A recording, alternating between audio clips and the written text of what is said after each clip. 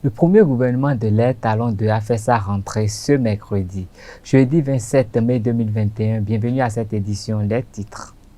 Le tout premier conseil des ministres du deuxième mandat du président Patrice Talon s'est tenu ce mercredi au palais de la Marina.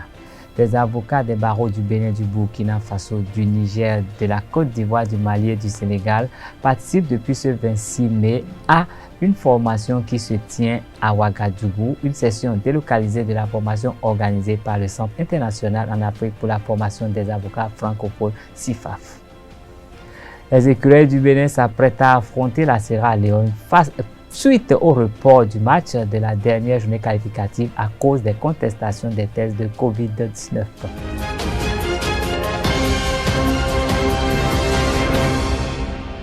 Mesdames et messieurs, bonsoir et bienvenue dans cette édition. Le maire de la commune de Cotonou, Luc Setondia Atroko, a inauguré ce mercredi 26 mai 2021 plusieurs modules de classe entièrement construits par la société industrielle d'acier du Bénin au profit des usagers de l'EPP Bedagba. La cérémonie s'est déroulée en présence de plusieurs élus communaux, du deuxième adjoint au maire de la ville de Cotonou, Gatien Atiagboni, de la troisième adjointe au maire de la ville de Cotonou, Irène Béanzin, des apprenants, des enseignants et autres acteurs du système éducatif. Je vous invite à suivre dans un premier temps le porte-parole des écoliers, suivi du CA du 8e arrondissement, Alain Baguidi. Il s'exprime au micro de Abdelkader Achirou. Lorsque monsieur le chef d'arrondissement a annoncé que dans quelques mois, avant la fin de cette année scolaire, nous aurons de belles salles de classe et que notre condition de travail connaîtrait une amélioration, nous n'y avions pas cru. Nous étions tous comme un rêve car à plusieurs reprises, beaucoup de personnes étaient venues nous faire de promesses semblables. Aujourd'hui, ce rêve est devenu une réalité et nous voici en face des bâtiments flambant neufs et sans pareil grâce aux actions de notre cher papa monsieur Alain Kossik Baguidi. Le chef du 8e arrondissement, qui par son talent de négociateur a pu obtenir des responsables de la société SIAB SA, ces joyaux que nous contemplons actuellement avec admiration. Cher papa Alain Baguidi, au nom de tous mes camarades écoliers, je vous remercie et je dis aussi un grand merci à notre généreux donateur, le directeur général de la SIAB SA et à toute son équipe. Dieu Tout-Puissant, le miséricordieux, vous le revaudra. Nous sommes aujourd'hui fiers de notre école et c'est à cœur joie que nous nous lèverons désormais sans contrainte de nos maisons pour regagner nos classes. Confiants du fait que nos apprentissages ne seront plus perturbés par les intempéries. Fort de cela, nous vous promettons, chères autorités et chers parents, de donner le meilleur de nous-mêmes pour qu'aux examens du CEP, nous obtenions toujours les meilleurs résultats. Nous promettons de faire très bon usage de ces joyaux. Un matin du mois d'octobre 2020, j'ai frappé à la porte de la première autorité de la SIAB en la personne de M. Salim Balbaki. La raison de ma visite à cet ami de vieille date avait pour but de plaider pour les enfants de mon arrondissement qui étudient dans les conditions pitoyables, nonobstant les nombreux efforts du gouvernement. Plus particulièrement, ces enfants avaient un besoin de locaux qu'il fallait immédiatement solutionner. Chose que la mairie avait précédemment comprise et actée par la construction d'un module de classe, hélas, insuffisant au regard du besoin. Fallait-il attendre encore le gouvernement de son Excellence Patrice Talon, qui nous suit et nous accompagne dans sa politique d'appui à la gouvernance locale? Non. Ces préoccupations qui me taraudaient à l'esprit me conduisit chez mon ami le DG de la SIAB, qui a, au fil de nos échanges, les partageait. En termes d'actes concrets, la SIAB était partie pour réfectionner les bâtiments vétustes Au finish, nous comptons une reconstruction entière de plusieurs classes et une construction de nouveaux bâtiments. Au total, nous sommes bénéficiaires d'une douzaine de classes, de 2 directions, d'un module de toilette, d'une cantine, d'un mât de cérémonie de couleur et d'une clôture. À présent, je vous propose de suivre un extrait des allocutions du directeur général de la SIAB et du maire de la ville de Cotonou, Luc Tondi, à propos.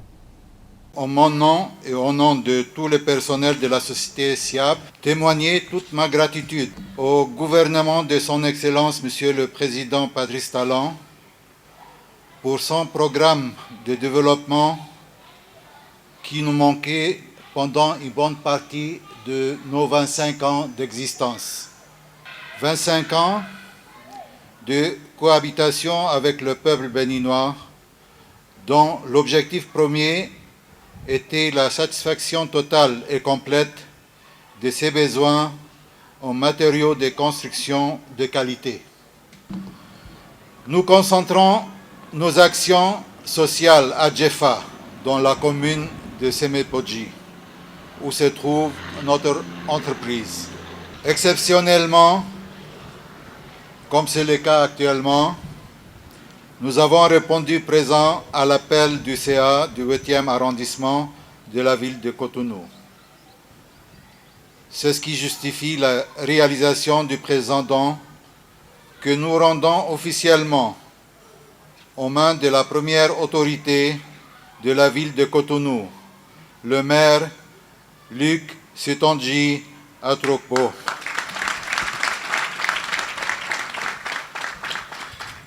Afin que ça puisse servir aux apprenants et autres locataires de ce lieu.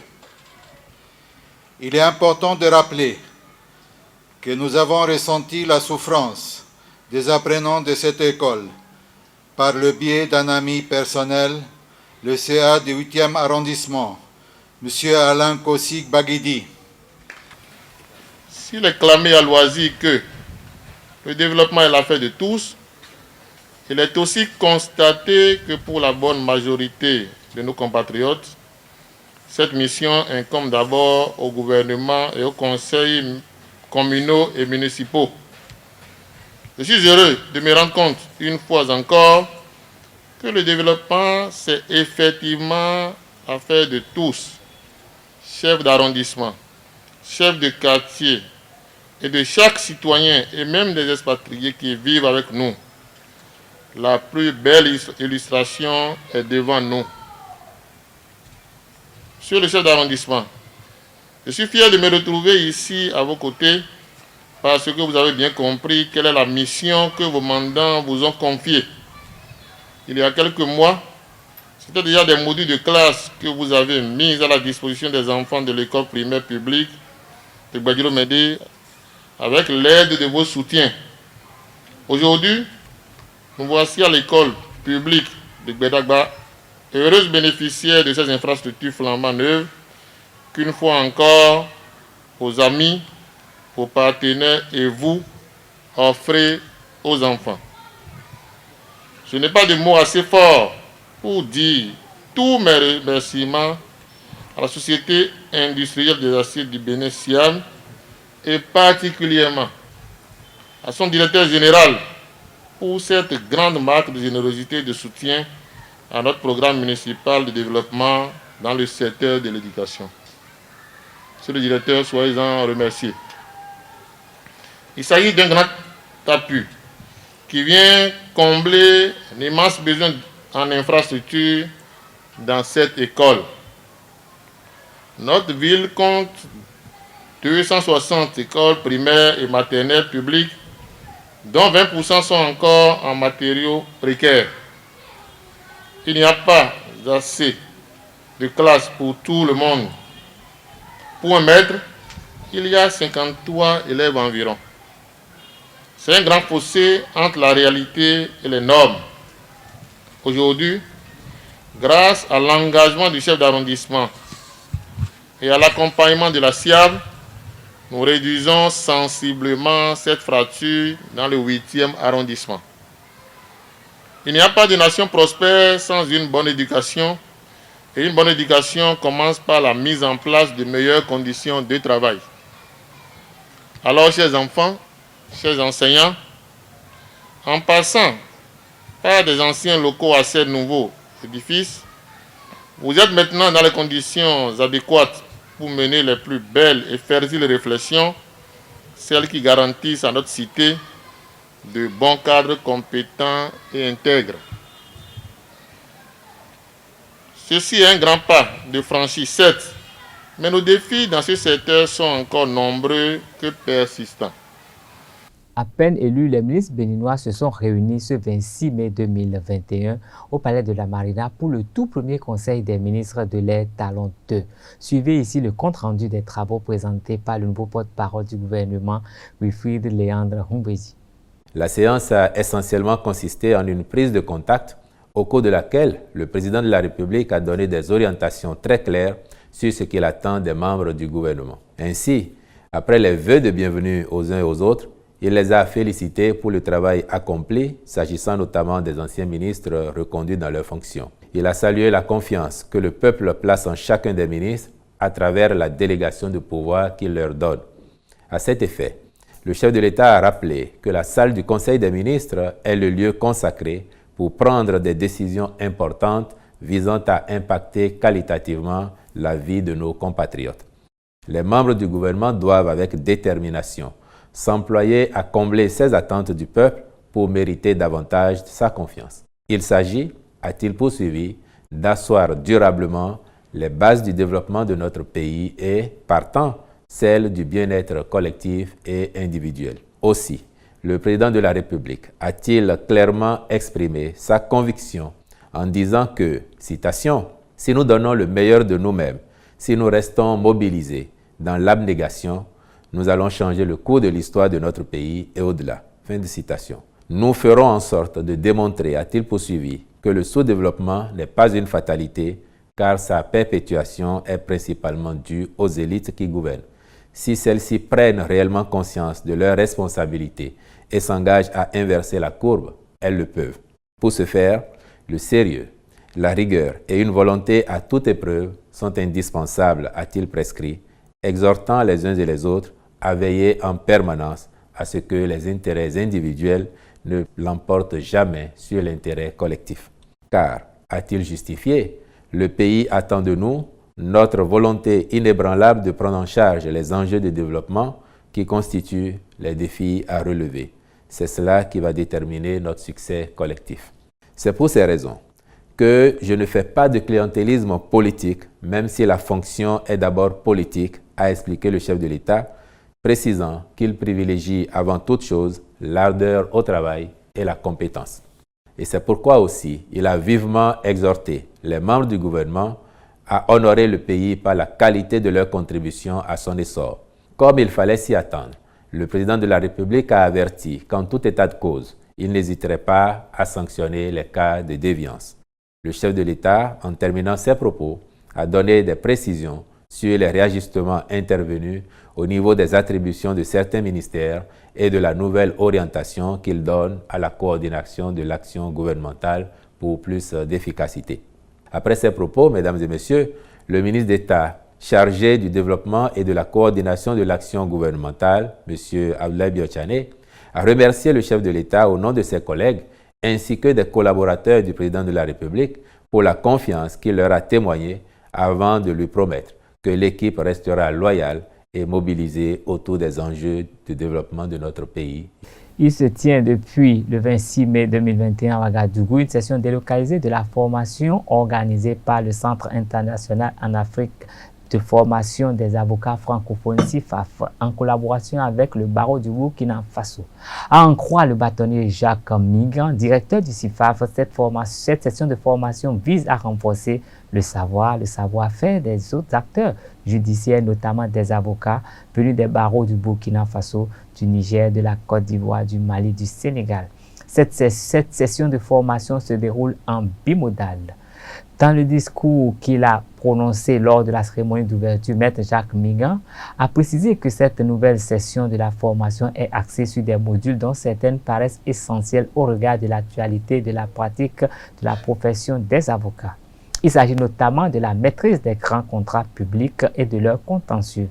En déclinaison de ces deux grands modules figurent les thématiques que sont les aspects juridiques d'un contrat minier, le montage d'un contrat minier, aspects pratiques, le panorama sur les PPP et rôle de l'avocat. L'avocat et l'arbitrage, médiation en ligne, l'arbitrage dans les contrats d'investissement.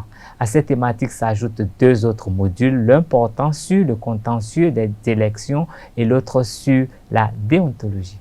Dans un autre registre, les usagers du marché d'Antokwa sont exposés à beaucoup plus de dangers. En dehors des incendies répétés et de la libération des espaces, d'autres phénomènes liés aux autorités compétentes amplifient la peine de ces usagers. Certains propriétaires ont vendu leurs maisons, devant lesquelles plusieurs vendeurs mènent leurs activités. Certains responsables concourent par leurs actes et participent au calvaire de ces commerçants qui ne savent plus à quel saint se vouer. Pepe mina litenti fida ya ho nu kon we mi le dai bo me gba wa bo me ka ino e gba me jan jira ko yo do bo mi na i boutique ko bo mi ka le joko o ze boutique ko ejo bo i ko ro mi si ko mi tomblo 4 mois na me le bitin me na mi de ya na egbon e tewe lo jije we bo ma le i boutique an mi na mo de wa go ko ejo mi bo ro me le vo yi ero yin yan mi we mi ka tun fi mi ano e we zan bo mi se wa nu kan de bo pipon de na blogbonu mi yon délégué we mi ze kwena mi do fi dion mi ko bloko egban ton mo do fi bo mi wa do fi yo mi ko do fi cho propriétaire ho ko yo de ho ko yo e don mi do mi na vo ko yo jirado do mi me de do fi le o mi ancien le we na mo teme chobo me de vo na jando mi me bo de mi do fi yo mi wa su e wa confie ko yo nu e délégué o sécu yo bo do sécu gon mi na ibo isu kwe de mi sécu gon bo isu kwe o sécu wa don do di don e ikwe mi ton bo do di don mi yedo me de voko gbonku don mi bo kwa i boutique odo mi kun so si mo boutique o mi me de kada aliment di le bi sese we moteme mi aton ilo le kada je ma moteme do so no mi ande zo mi wachi a ho su sin goudron di bro ko so e a ho su ni kenklen bo ayi mi do délégué si o no nse do ko ya ku so la lo ton me o mi no ho se ya but dian wa yi o me le ze ko na bo do mi ni yi kwe lo délégué gon donc quoi ouais il le vendredi jamais était fa cho ba ze kwa nu mi a lo e do me lo ko so ji ba me do ina de kwe nu confile mi do ina de sin kwe o me ba no e kuna de gbere o ba fanu me di o bo ya yure bo do a ye ni be na we sin kwe ni do mi kutun me lo adogbugbo ni we do ni be kwe ton ni cho bo ya be wi sami pipe nu mi lo vendredi jamais passé bo e je samedi jamais o ye de ganjawa mele vo e wa fine me eso yin mele lo fine da ya mi nu ho na mi keke a ho so ni keke wo ba mi lo ho si me 100,000 we do sunzan lopo dian délégué na ito 100,000 ye lo de ma se kwe we emi mo ito 100,000 donc ho kan ka bo mo wi 100,000 lo pipe bo be ni so bo ele vo die mele vo wa do fine. À présent, l'actualité au Congo, au Rwanda, à travers la page internationale. Des dizaines de milliers de personnes ont commencé à quitter Goma dans l'est de la République démocratique du Congo ce jeudi. L'actuel gouverneur militaire de la province, le général Constant Ndima, a ordonné l'évacuation d'une partie de la ville alors que se réveillent les risques liés à l'éruption du volcan Nyiragongo du samedi dernier. Les autorités de Goma ont ordonné ce jeudi 27 mai au matin l'évacuation de 10 quartiers de la ville de 600 000 habitants du fait des risques liés à l'éruption du volcan Nyiragongo du samedi dernier. Depuis l'éruption de samedi, la plupart des habitants qui avaient fui avaient regagné leur domicile et l'activité commençait à reprendre, et ce, malgré les nombreuses secousses qui continuent de secouer la région. En 2002, l'éruption de Nyiragongo avait fait une centaine de morts. Le mouvement de défense de la démocratie a présenté mercredi 26 mai son mémorandum sur les violentes manifestations du mois de mars dernier. Cette coalition de partis politiques et d'associations de la société civile soutient Ousmane Sonko, l'opposant accusé de viol présumé par une employée d'un salon de massage. Cette affaire avait entraîné les émeutes qui ont fait 13 morts. Après le gouvernement, le mois dernier, les M2D est à son tour revenu sur sa version des faits. Après plusieurs jours d'émeutes sanglantes, le mouvement avait suspendu ses appels à manifester après une médiation du calife général des Mourides. Mais il estime aujourd'hui que ces revendications n'ont pas été satisfaites. Et pour finir au Rwanda, c'est un déplacement historique pour Emmanuel Macron qui s'est rendu ce jeudi 27 mai à Kigali. Il est seulement le deuxième président français à faire le voyage au Rwanda depuis le génocide des Tutsis en 1994. Après avoir longtemps entretenu des relations orageuses, les deux pays se sont rapprochés ces 3 dernières années. Le programme du chef d'État s'annonce chargé dans la capitale. Beaucoup de Rwandais espèrent des excuses de la France après les événements de 1994. Jeudi 27 mai, avant de s'envoler vers le Rwanda, Emmanuel Macron a confié sa conviction profonde à propos de sa visite. Le président français est convaincu qu'une nouvelle page de l'histoire avec le Rwanda et l'Afrique va s'écrire. En passeport, les écureuils du Bénin se préparent à disputer un match décisif contre la Sierra Leone. Cette rencontre décisive et qualificative pour la CAN Cameroun 2021 a été reportée par la CAF en raison du flou autour des résultats des tests PCR COVID-19 réalisés à Freetown. Michel Dussuyer a fustigé hier en conférence de presse la manière dont la CAF a géré ce dossier. Moi, j'espère rien. Il y a une chose que je déplore, c'est que il n'y a aucune sanction. Après, la hauteur de la sanction, c'est aux dirigeants de la situer. L'importance de la sanction, c'est aux dirigeants de la CAF de la situer. Maintenant, il n'y a aucune sanction.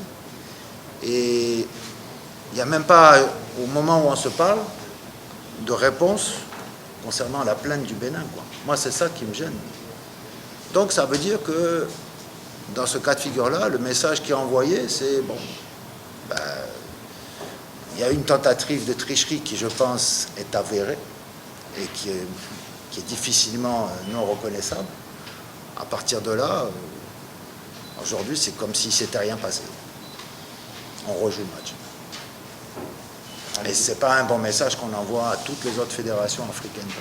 Dans cette perspective, le sélectionneur du Bénin, Michel Dussuyer, revient sur les chances que les écureuils du Bénin ont cachées au cours de leur dernière sortie face aux aigles du Nigeria. Rencontre au cours de laquelle ils auraient pu composter leur billet pour la prochaine CAN. Voilà, vous avez décidé de me coller une étiquette, d'accord? Si, vous jouez défensif. D'accord, on joue contre qui? Donc c'est qui le Nigeria? Vous connaissez l'effectif du Nigeria, vous savez à quel niveau ils évoluent, vous savez dans quelles conditions ils sont, qui sont des joueurs que vous voyez à la télévision tout le temps, qui jouent à la Ligue des Champions, vous savez tout ça. Et contre des équipes comme ça, est-ce que vous pensez qu'on va leur apprendre à jouer? Est-ce que vous pensez qu'on va leur donner une leçon de football? Chaque fois qu'on a eu des résultats contre des grandes équipes, c'est parce que, oui, effectivement, on a plus défendu qu'autre chose. Maintenant, quand on a... Qu'on me fasse le reproche de dire, voilà, sur des matchs comme les Autos ou même la Sierra Leone, au match aller, on n'a pas joué défensif contre ces équipes-là, quoi. Vous connaissez-le. Voilà, on a essayé de pratiquer du jeu. On a joué. Voilà. Donc, c'est pas un souhait, c'est pas une politique de se dire, on va jouer défensivement. Mais vous avez des fois des matchs, regardez, quoi. Quand l'équipe est inférieure, elle ne s'amuse pas à prendre des risques inconsidérés. Elle se contente déjà dans un premier temps d'essayer de canaliser l'équipe adverse, quoi. Si vous regardez les équipes qui jouent contre le PSG, ils font quoi? Ils Ils essayent de rester organisés, ils essayent de jouer défensif, comme vous dites. Et puis après, d'essayer de saisir des opportunités. La même chose. Les équipes comme Brest, dont on dit « Ah, Brest, ils jouent bien, ils ont un fond de jeu, etc. » Et quand ils ont joué leur match contre le PSG, voilà, ils ont passé leur temps dans la moitié de terrain à défendre, parce que c'est le PSG qui est en face, quoi. Donc, en fait, on a joué beaucoup de matchs quand même contre des équipes qui sont supérieures à nous. Faut le reconnaître, quoi. C'est pas faire preuve de manque d'ambition que de se dire, voilà, reconnaître que les adversaires nous sont supérieurs. Et comment on peut exister par rapport à ces équipes qui nous sont supérieures? Si on se jette à l'abordage contre le Nigeria, qu'on va aller chercher, etc., et qui nous plante des buts en contre au cinéma, avec Chukwueze, etc., vous allez dire quoi? Vous allez dire, ah, mais le coach, il est vous. Et vous aurez raison, quoi. Ce sera tout pour cette édition. Merci de nous rester fidèles. À demain pour notre rendez-vous avec les informations. Bonsoir.